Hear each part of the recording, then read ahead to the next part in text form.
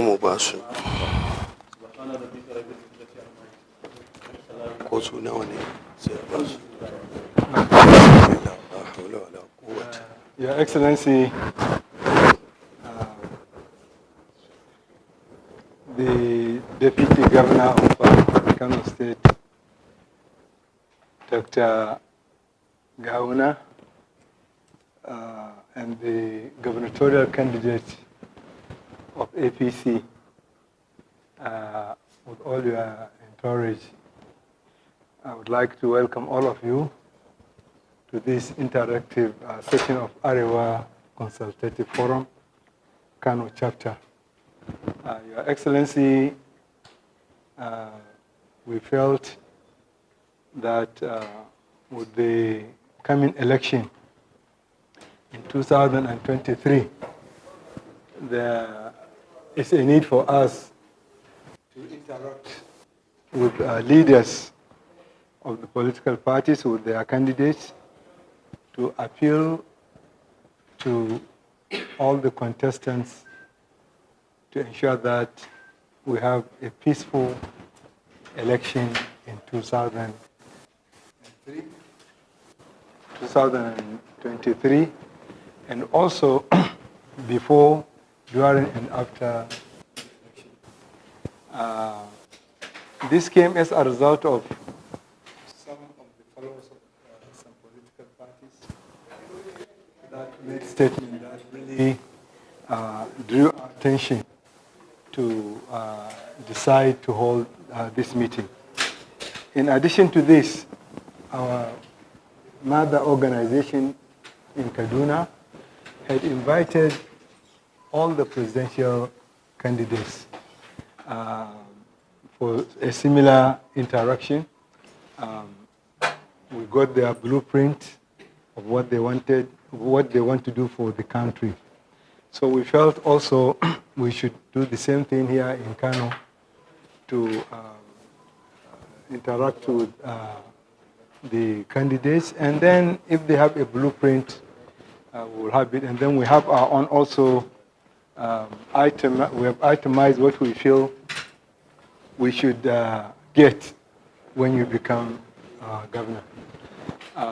Your Excellency, let me start by introducing the executive members.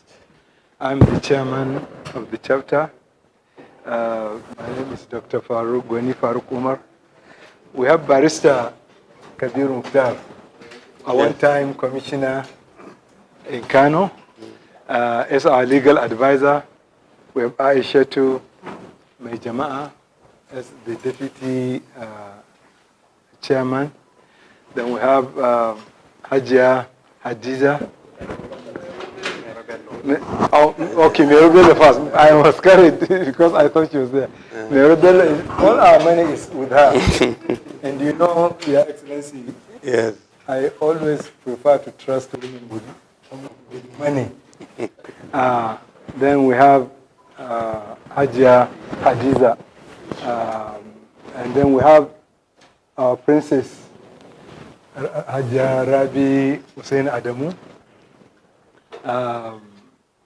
She was my colleague in the university, and you know, she married my teacher, Dr. Ahmad Ishaq, and Hadi Imam is a businessman, and Professor Kamilu Fage, I'm sure, from BBC and Voice of America, always. Yes. Then we have Nasiru Ibrahim, who works, and he has helped us a lot. He has given a lot of publicity to what we have been doing. Then we have Mrs. Amina Shehu, who is assisting the secretariat, and Hajia Wan Umar, wife of late Yahya, Professor Yahya. So these are the officials from our own side. And before I ask to get introduction from your own side, I would like to say that aside from the issue of security, because now You are also the deputy governor. You must be concerned with the security of the state, which I'm sure you are.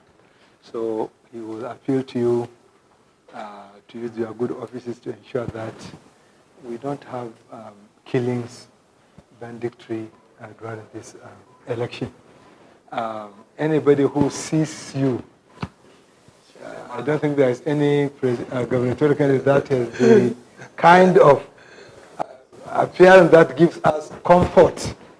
Because when you see, people used to ask me that I'm Goni, I don't have this beard. Mm-hmm. But you know, the moment somebody sees you with this beard, he will see peace and stability. Inshallah. Inshallah. So then, regarding education, Your Excellency, when you become governor, one thing you will do for us is to ensure that all those people you came with, the commissioners you will have, the permanent secretaries, the advisors, let their children go to our public schools. If you do this, it will now make them know the situation we are having in our own schools. The same thing with our healthcare. We wouldn't want to see you and your deputy and commissioners going to Egypt or going to Dubai for medical treatment. We are concerned with the issue of Al-Majri. The Al-Majris, I have seen recently the governor has come out with something which has given us hope that you are addressing the situation. Then youth empowerment. We have so many of our youth who are not employed. And you know, an idle mind is a devil's workshop. So unless they are employed, we are not going to really have peace and stability. The Boko Haram we are seeing is as a result of youth who do not have anything to do. Then again,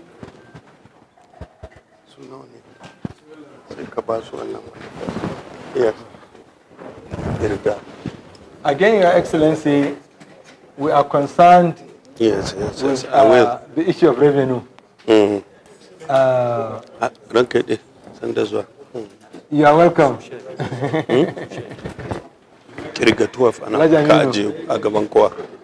Yes. Yeah. We are concerned with the issue of revenue. Okay. Oil price is dwindling, and we believe in the next 3 years, Kano State government will not get half of what it is getting today. Nigerian government is highly indebted.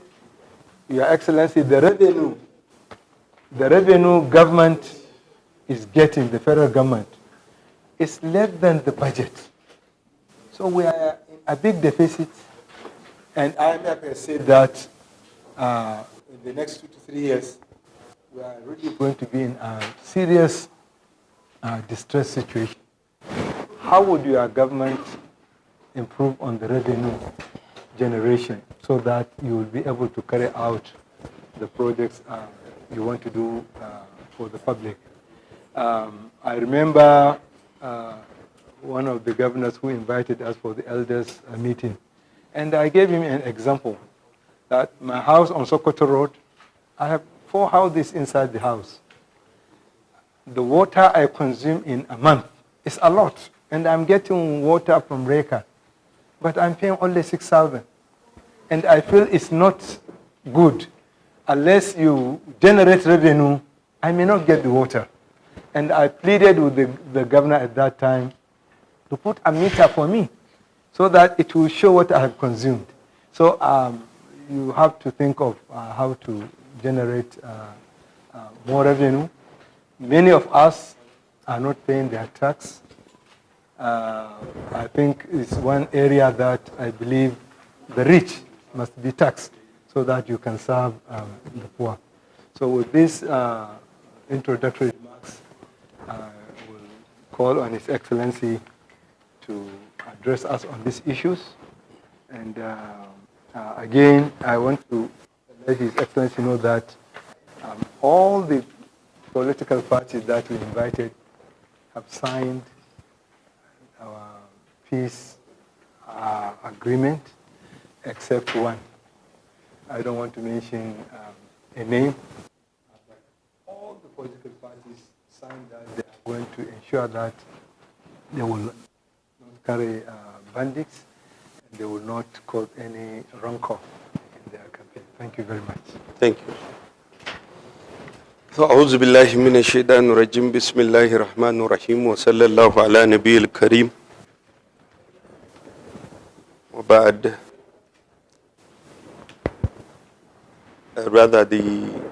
I will start with the chairman of the Kano State chapter of the ACF and distinguished members of the state chapter of ACF. First, I want to start by appreciating your efforts and congratulate you for having to organize this kind of interactive session with people that are aspiring for political offices, but particularly I think you've started with the gubernatorial candidates, which I want you in the future to also maybe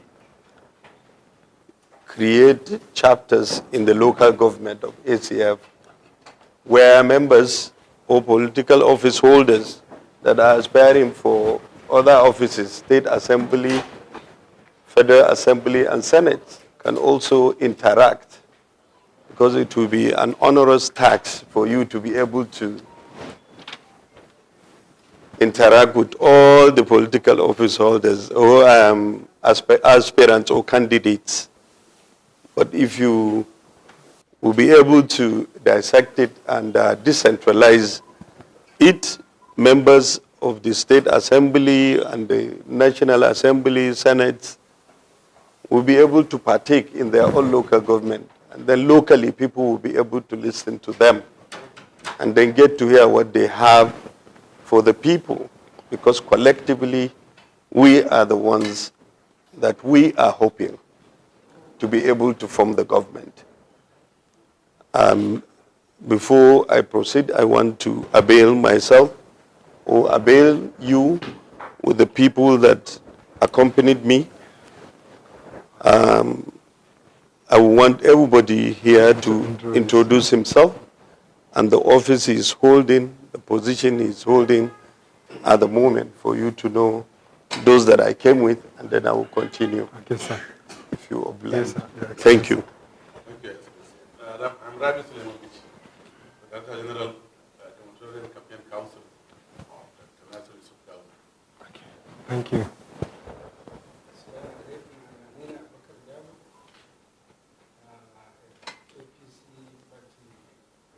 Thank you.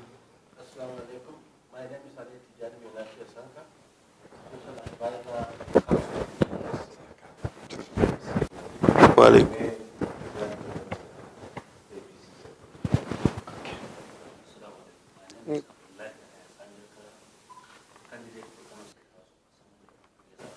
Inshallah. Okay.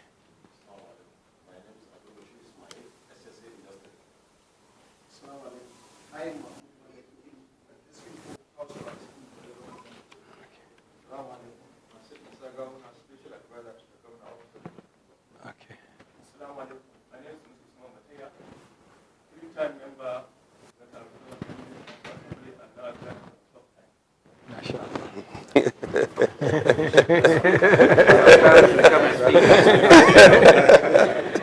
Yes. There are. Yeah, there are other. Yes.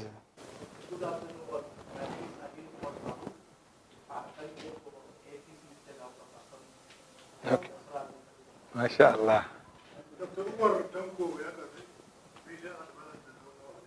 MashaAllah. My name is Abdul Tahir Ahmad. I'm the DG, Kano State Urban Beautification and Landscape. MashaAllah. My name is Bashir Masaudu, Deputy Secretary, APC Governatorial, Senior Special Assistant to the Governor of Business Development. MashaAllah. So, Alhamdulillah, once again, I thank you for this opportunity. And I want to start. I have given a manifesto which is just highlighting the areas that we think we should dwell in, and by the time I go through it, I'll be able to expand more and say more of what we intend to do. But first, let me start by saying the first thing a candidate should do, more especially a candidate that is aspiring any position in Kano State as Muslims, is to make sure that he is sincere and honest in whatever he intends to do for the state. I want to state to you that I am sincerely telling you that whatever I say here is what I mean and is what I intend to do. And I pray to Allah subhanahu wa ta'ala at any time I find myself, like we always do as Muslims. If it is something that is good for us and the Ummah, we pray for Allah to deliver it to us. If it is not, Allah knows best for us. And I stand on that at all the time. I want to also introduce myself, even though in my manifesto is there. I am Nasiru Yusuf Gawuna, and I was born 55 years ago in Gawuna, and I did my primary education in Gawuna Primary School, my secondary school, Science Secondary School, Dawakin Kudu, and I obtained a Bachelor's of Science degree in biochemistry from the Usman Danfodio University, Sokoto.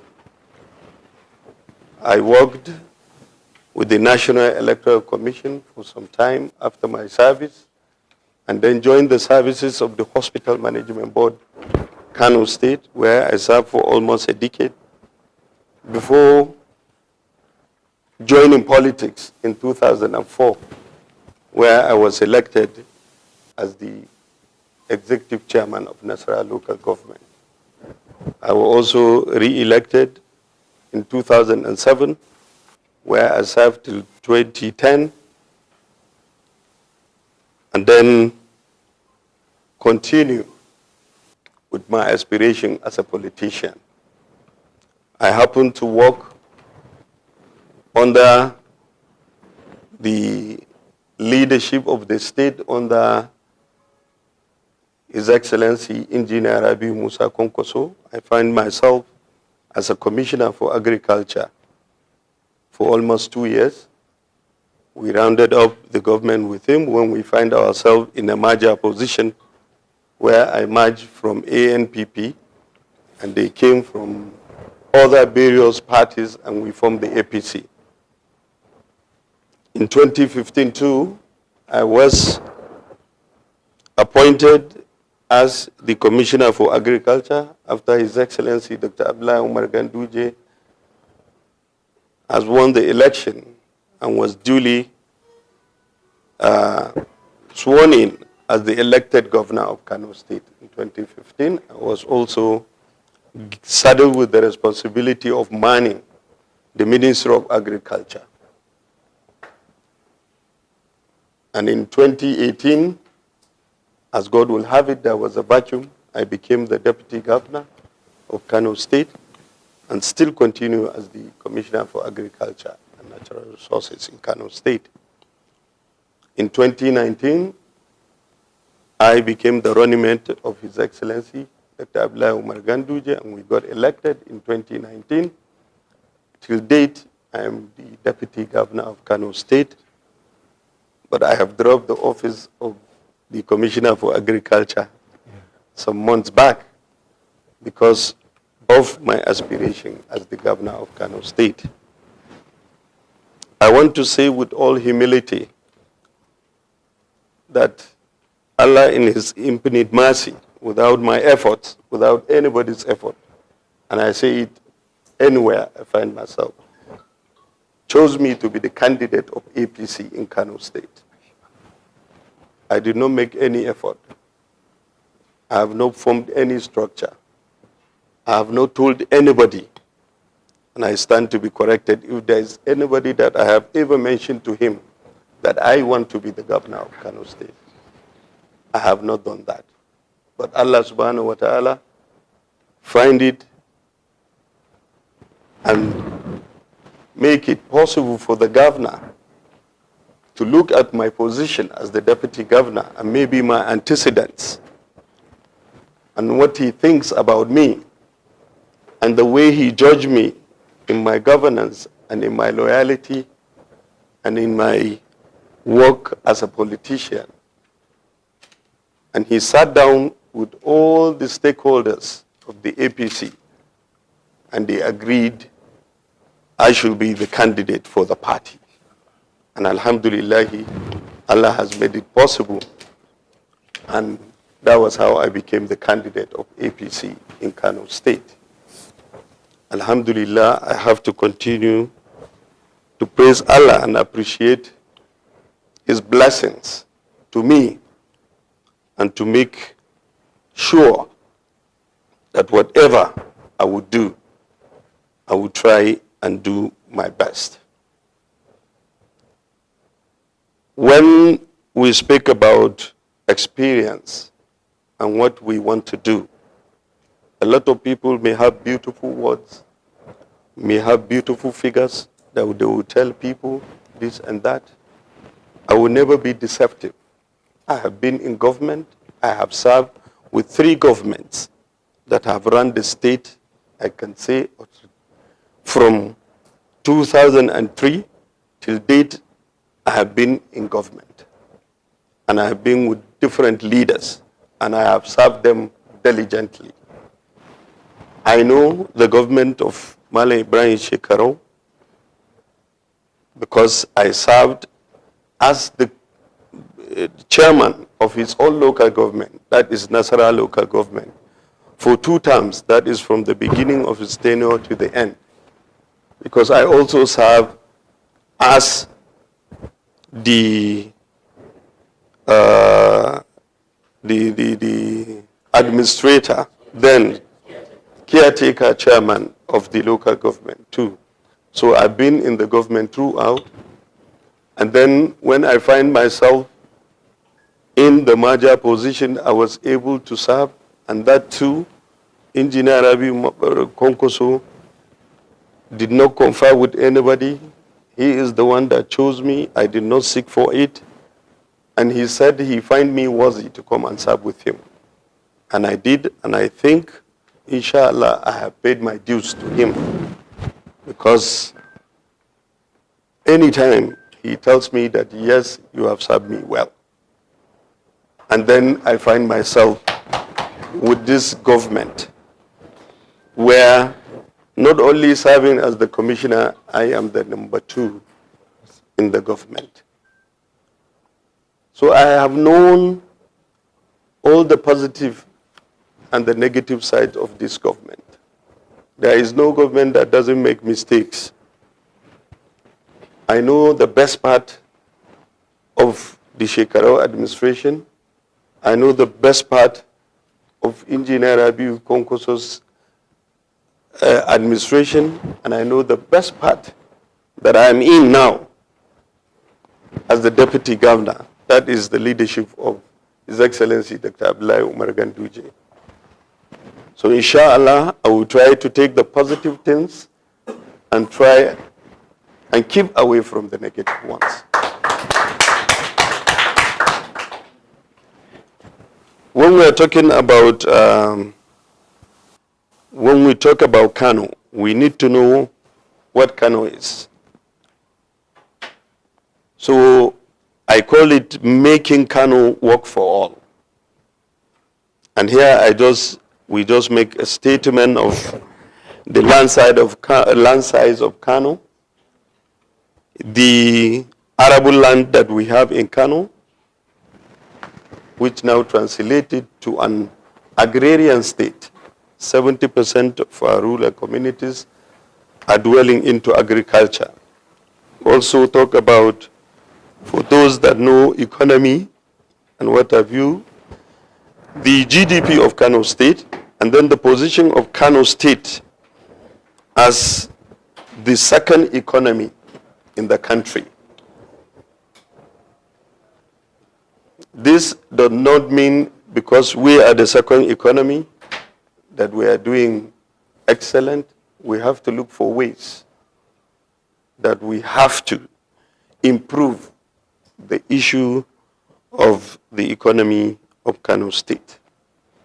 This will have to do with a lot of variants. The issue of job creation has been mentioned in your statement or the opening statement. Kano's economy, as I said, is driven largely from the rural areas, 70%, which is in terms of agriculture. And then we know that Kano is the hub, not only for northern Nigeria, but even in trans-Saharan trade. And that remains. How do we improve the issue of commerce? There is one thing to say what you know theoretically, and there is one thing you say when you know it practically. Practically, what is it that the business community are engaging themselves or bringing themselves close to the government? Those that know government are doing very well.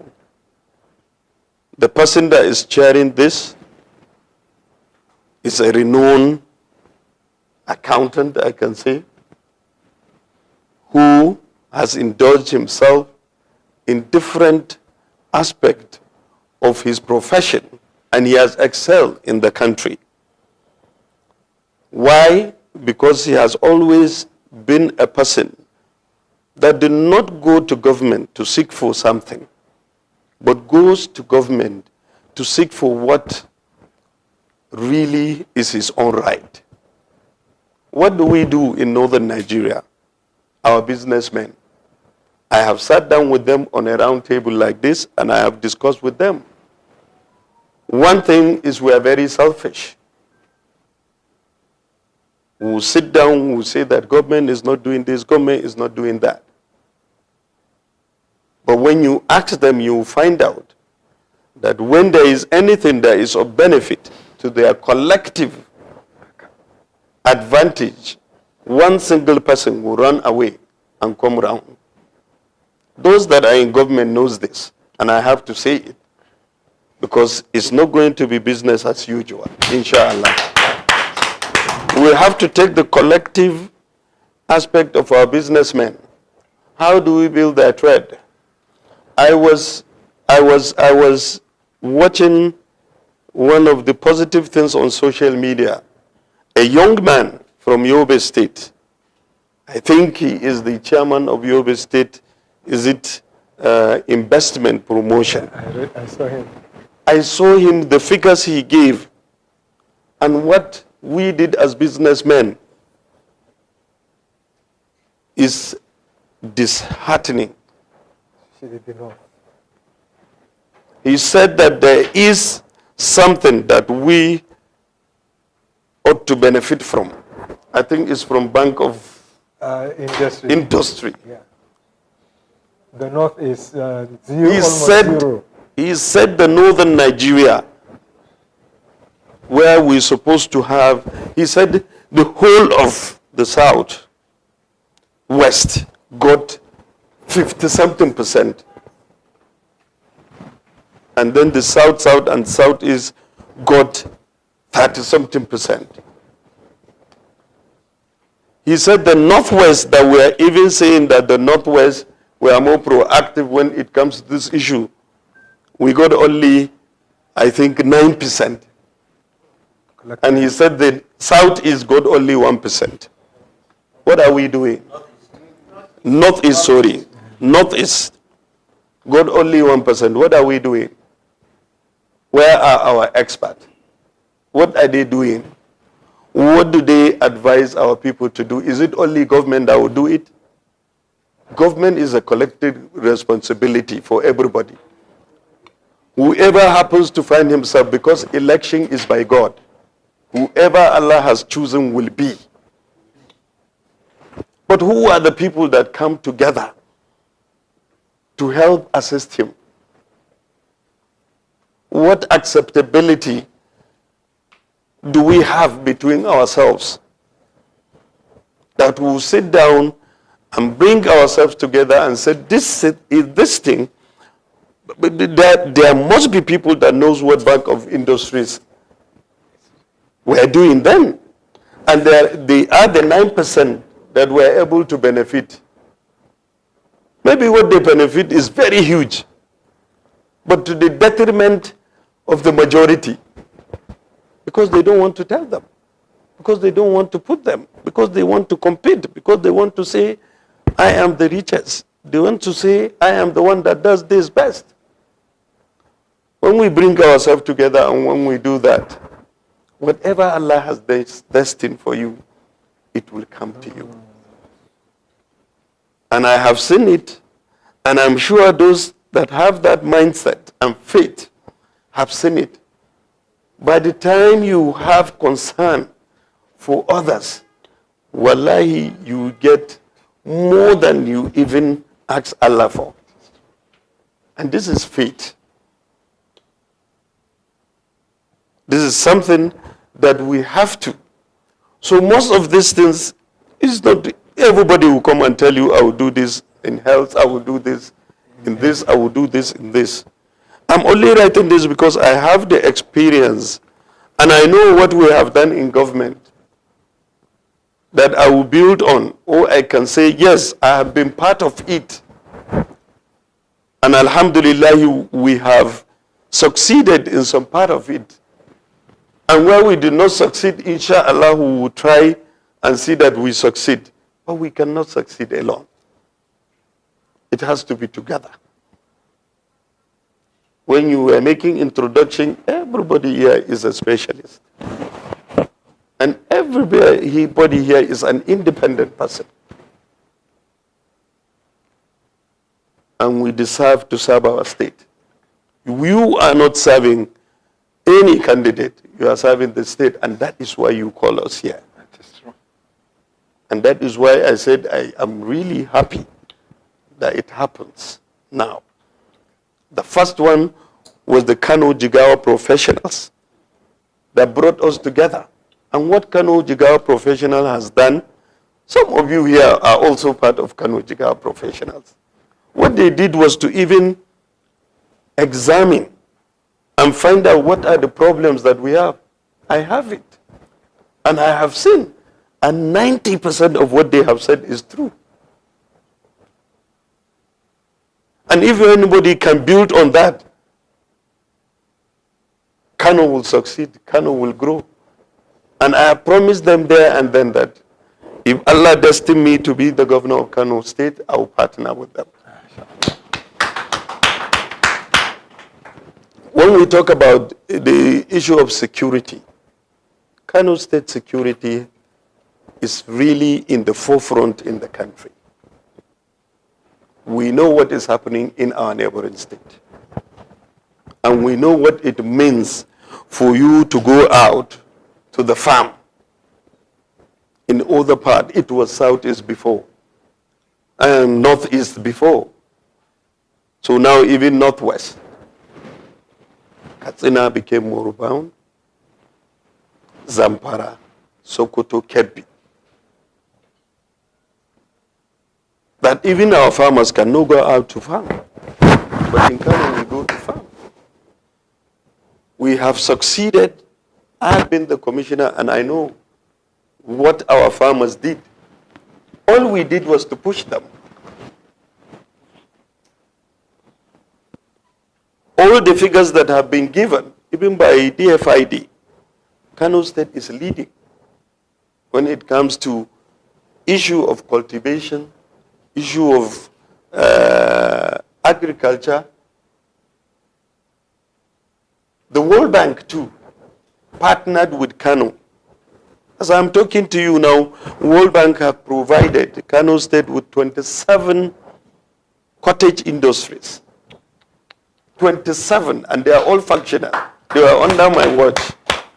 Why? Because they find out that yes, the farmers are being involved, the real farmers, and these were owned. And I stand to say that, alhamdulillah, almost 90-something% of them, I don't even know them. And that is what is supposed to be. Even those that I know, they applied for it. And it's a World Bank program, and they were able to pass, and they were able to be screened, and that was why they were able to enjoy that. Even in the process, when we do the process of selecting people that man our activities, what do? I always say this story because it happens to me, and I'm proud of it. The program I'm talking to you about, we have empowered almost now, at the moment, almost 3,000 youth and women, and they are gainfully employed. And it's not an employment that a job creation or empowerment that you do. You give somebody 20,000 or 30,000. They benefit more than 2 million naira each. It's not the cash that we give them. Businesses are being set up for them. And the main problem, when I got to see the first program like this, that is the Commercial Agricultural Credit Scheme, I find out the issue of monitoring and evaluation is where we lack. And we strengthen it in this, and are proud to say that there is 85% compliance in this one, which is a very good percentage. And this one is a score by the World Bank. It's not by me or by the state. So the story I'm saying is when we come to hire the people that are going to do that. As the Commissioner of Agriculture, I am the chairman. I was the chairman of the steering committee then, the technical committee. We are the ones to select with people from World Bank. My younger brother happens to be a PhD in information technology. And when we are hiring the communication officer in that, 2 of them applied. One has a master's. And the remaining about 10, 15, they have their BScs. So the one with the master's and my younger brother, same father, same mother, who has a PhD. Because he applied. It's his own right. I don't have to stop him. He is from Kano. So when they screen them, they find out there is a difference of mark. And somebody among them told them, this is the younger brother of the commissioner. I was only a commissioner then. I was not the deputy governor. There was a difference of 1 mark between he and the person with the masters. And they said we should talk to the commissioner and tell him that this is the difference, but we can overlook it and give his younger brother to do it. When they told me, I said, what is it PhD or is it master's? They said, at this juncture is the performance. Not the degree. Not the degree. They said the performance of this boy is 1 point higher than the performance of your younger brother, but it's nothing. I said it's something. And I told them, allow him. I say, give it to the person that got the highest point. And they gave it to him. And Allah, as Allah will have it today, the work my younger brother is doing for me in my own office, even if he were to be in that, I will remove him from there and he work for me because this is my own job. And that is how Allah does his things. So if we have belief in that, we'll be able to do a lot. So the issue of transparency is something that is very important. We have to be transparent in what we do. You cannot even have good governance without being transparent. Good governance is all about being transparent, honest. Then others will follow. So Kano has done beautifully well in terms of the security. There are other areas which at the moment the state is looking at.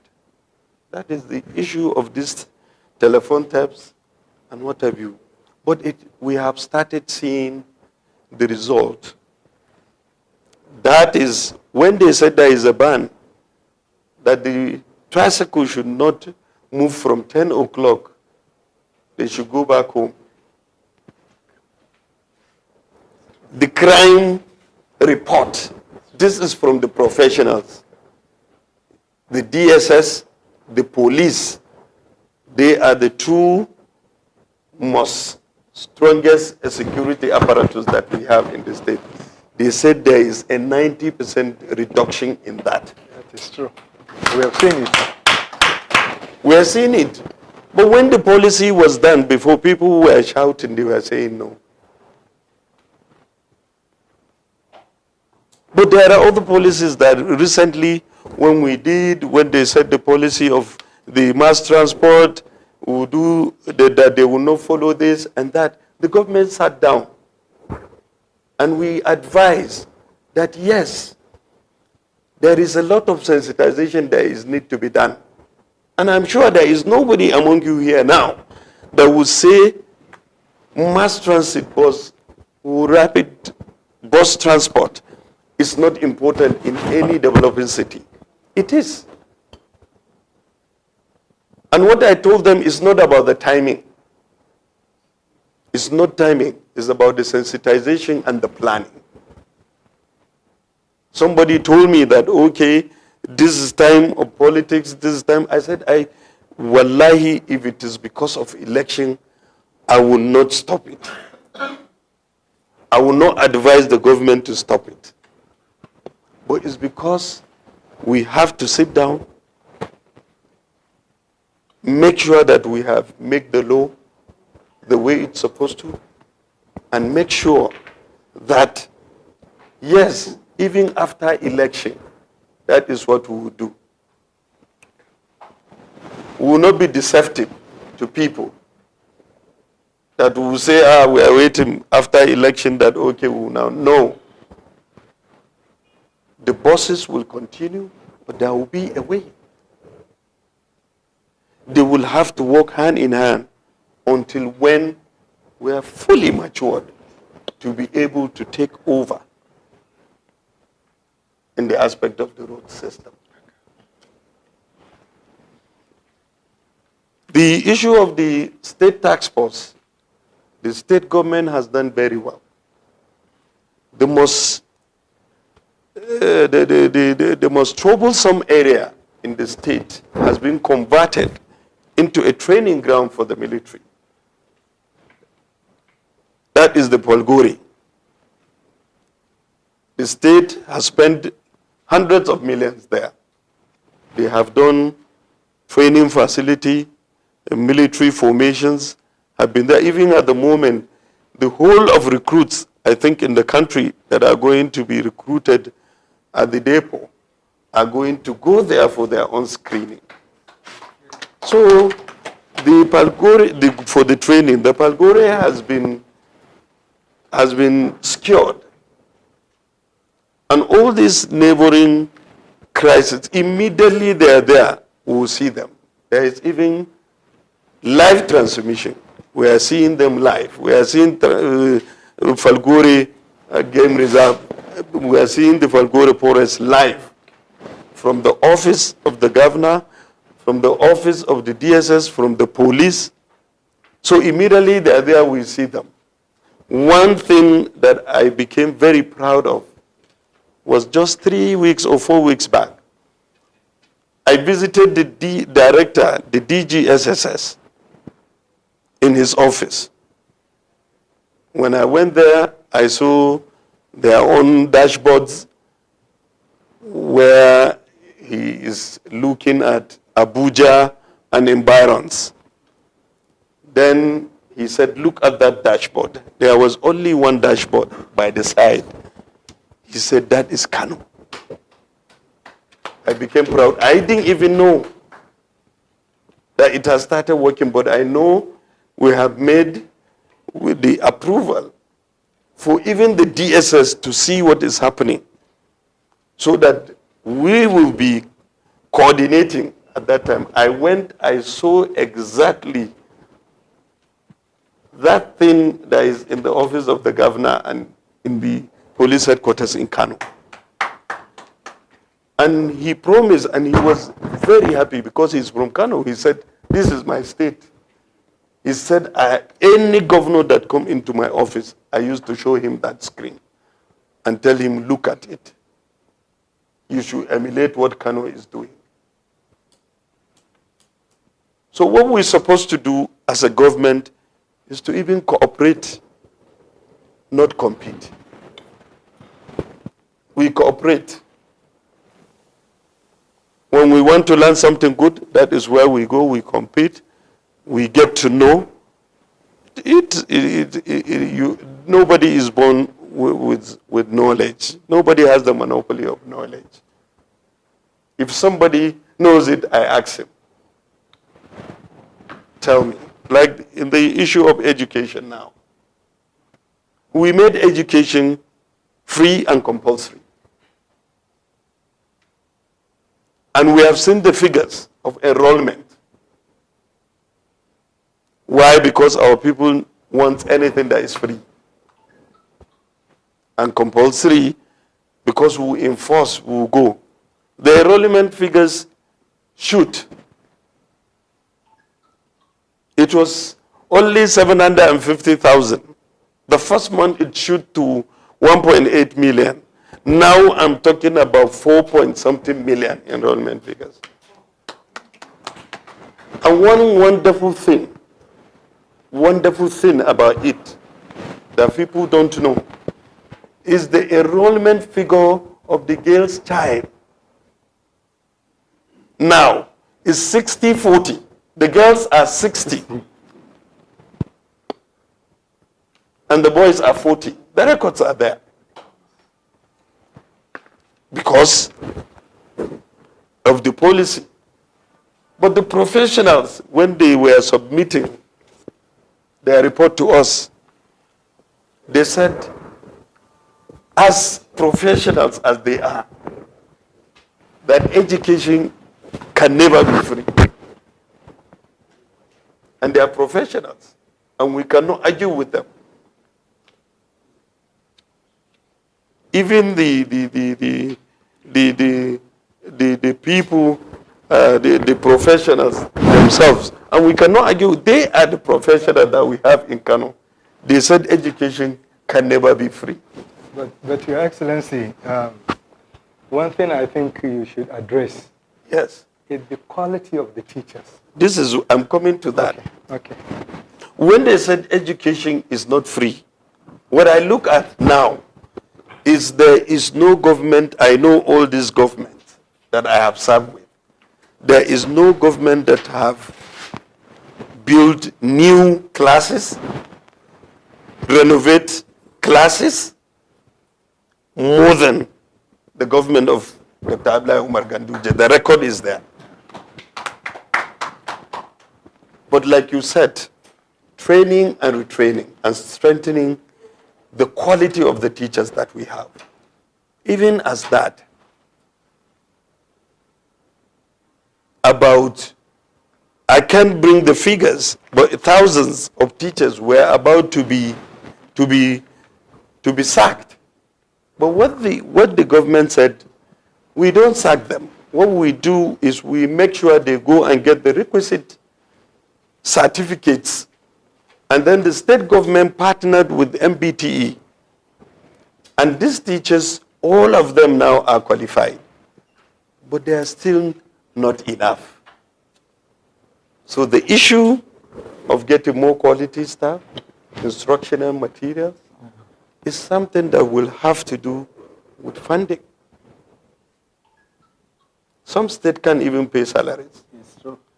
We cannot lie to people and then employ teachers. Teachers that we cannot pay. We are battling with pension. We are battling on how to pay salaries. Alhamdulillah, Kano has never failed to pay its salaries. It has never failed to pay its monthly pension. The issue that is at hand is the issue of gratuity and maybe death benefits. So you cannot say you will be able to do that, but these are the ways that I'm talking on blocking leakages in terms of revenue and creating more ways that we are going to generate revenues. As you said, the oil money is dwindling. And very soon, sometimes they will say it's not even there. So we have to look for alternative ways. And these alternative ways, those that we have on ground, we are going to fortify them. Okay. And we are going to block the leakages. I cannot tell you that, yes, we are perfect on this. We are happy. And we will do all that we can to make sure that we have blocked that and will create more ways. There are more ways that will do that. Even on land reforms. Even on issues of partnership with investors. There are a lot of, and what the investors need is the security and the trust. Let them trust the government. Let them trust that their investment. All the tax they pay. The tax, yes. There are issues of dual taxation. Some will even give them tax holidays. But the real money will come later. You have to do that for you to attract investment. And when you attract investment, you attract job creation. That's employment. When you create employment, you have definitely created ways that revenue will get and economic activities will boost in your state.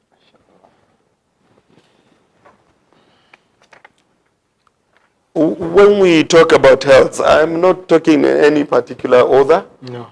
But I'm doing it because I think it's an interactive session that we can do. I can jump in and back. Yeah. When we talk about health, the issue of health is a fundamental thing. And even, like I said in education, there is no government that have put infrastructure, that have put hospitals, primary health cares. We are even #1 in the country when it comes to PHC. That is attaining PHC per ward. We have almost attained that. We are at almost 90%. You have to strengthen the primary health care. And when you do that, that is now after the construction of the health care, we have to think of a way that we are going to strengthen the training of those that are already employed, and we have to employ more. Particularly the doctors, nurses. We have a lot of volunteers when it comes to the lower health workers. We can train them. We can use our schools that we have, existing schools in the state, and then empower those teachers that will be able to train them. So we are going to dwell in a lot of training and retraining of health workers, inshallah, that will be able to man our facilities. When you strengthen the PHCs, that's the primary health centers. The secondary health centers, you have reduced burden on them. And then you have reduced burden on the tertiary. Now we have 4 additional specialist hospitals in the state. It has never happened at a time. Gaya, Bichi, Rano, and Karai. Yeah. These 4 are specialist hospitals. They have been upgraded to 400 beds. There is an eye clinic there. There is a dental clinic. And there is the ENT, Air, North and Trough. It has never happened. And this will reduce the burden on our secondary facilities that are in Kano. The major ones are the Murtala Hospital, Sir Muhammad Sunusi, and the Muhammad Abdullahi Wasi. We will reduce the burden on them. The equipments of Bichi were conveyed 2 days back, and I didn't know. Yesterday we were talking with the DG. He's from Bichi. So he told me, he said they called him and he went to our drugstore and he saw a trailer loaded with equipment, and they said there are about 3 to 4 of that will go to Bichi. He said, which Bichi? They said your town. And the emir is bringing... Yes, I'm telling you an honest discussion that transpired between me and him. And he said, why didn't we know? Why are we not seeing it? He called our media guy because he's the DG campaign. He has to do that. He called the media people. He said they should wait there. And then he sent the media people that when they are uploading it, they should upload it. And they all did that and posted it. It is all over the social media now. Reno has been completed. But we only went for commissioning, yes. And the emir of Bichi is bringing investment into the town. The solar with some Israelis. Israelis. I've seen it. Yes. Yeah. And then the issue of the university too, he is going to bring it there. And these are the kind of partnership that when you bring development, and that you don't have to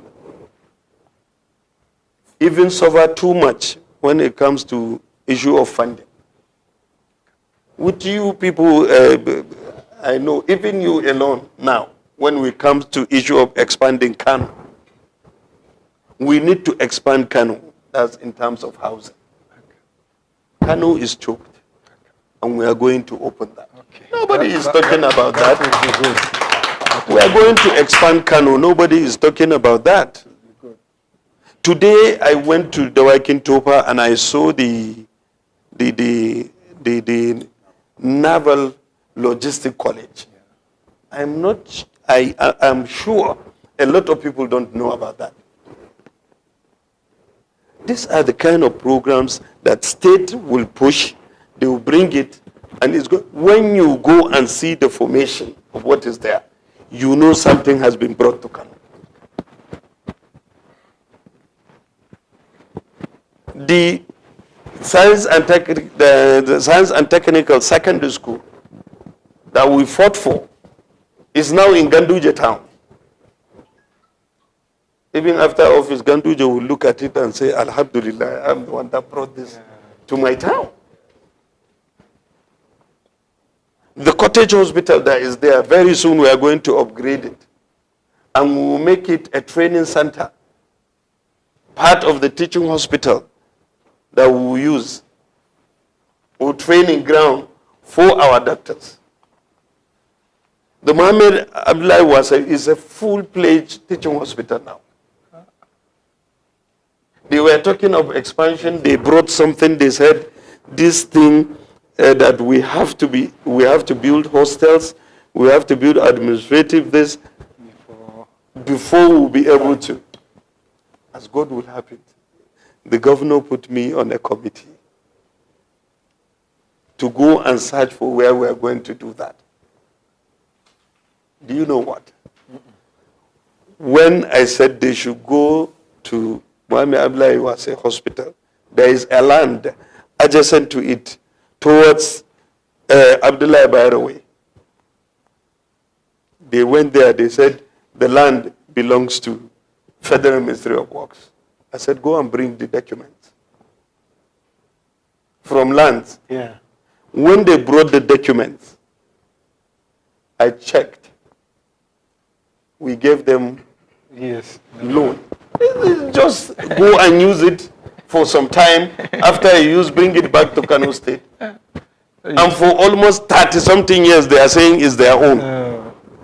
And I told them, this is our own. I said, go and remove all the structures, start building. Let me see who will come and tell me that it's not our land. I do not even where theirs is better. Let them go to court.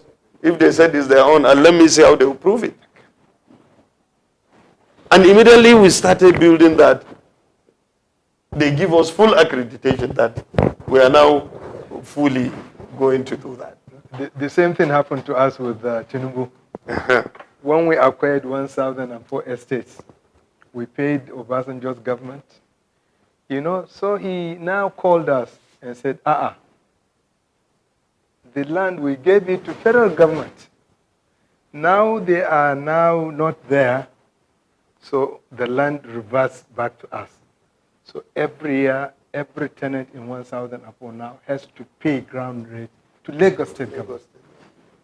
You see, into the issue of civil service reforms, everybody should know his job. Everybody.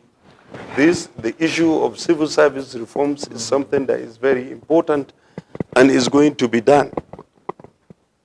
Any person must have to answer to his own responsibility. So this, I promise, and then there are other tertiary institutions to do with health that we have sat down. I have spoken to a lot of health workers, especially the doctors, that we have to come together and partner with them. They have the professionalism.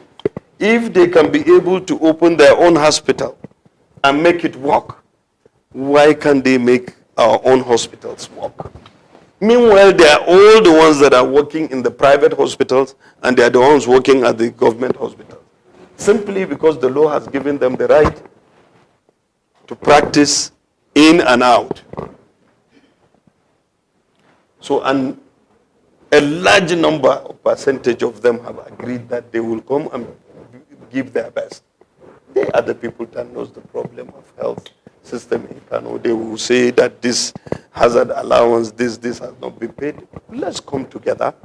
Let's work. Let's put the health industry, let us put it together. So that, yes, like you said, we will not travel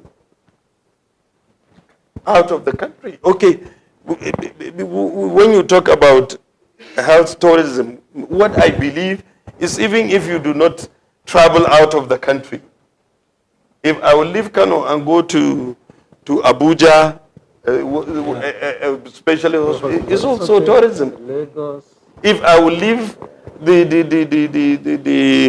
the government facility and go to a specialist hospital somewhere, a private one, it's the same. Yeah. Let's do it not because the government hospital cannot perform, but because of the number or the compatibility. Somebody, Allah has blessed him, and there is no way you can stop that. He has the means, so there is no way you can stop him. Simply because he's a government official. If a private person that has money will do that, a government person too that has that will do that. Let us only do it because we have the option of doing it. This is my honest opinion. I cannot say because the schools may be congested up to now. And the government may need those that can be able to handle it, to handle their children privately. You understand? Yeah. But not stopping the work. And this one is a collective effort, not only for the state. My child lost 2 years because I decided he has to stay in Woodhill. While I can afford to take him abroad. Yes, because of strikes. Exactly. His friends have traveled, then they finish before him. And honestly, there is nothing I could do than to remove him and send him abroad too. I have done that. I will not lie. But Your Excellency, one thing I think... and he has finished now. Okay. One thing I think everybody will appreciate if you do it for us. I have to mention El-Rufai here. Yes. Look at what he did with the teachers. He got them and he removed them. And look at the results now. This is what I said.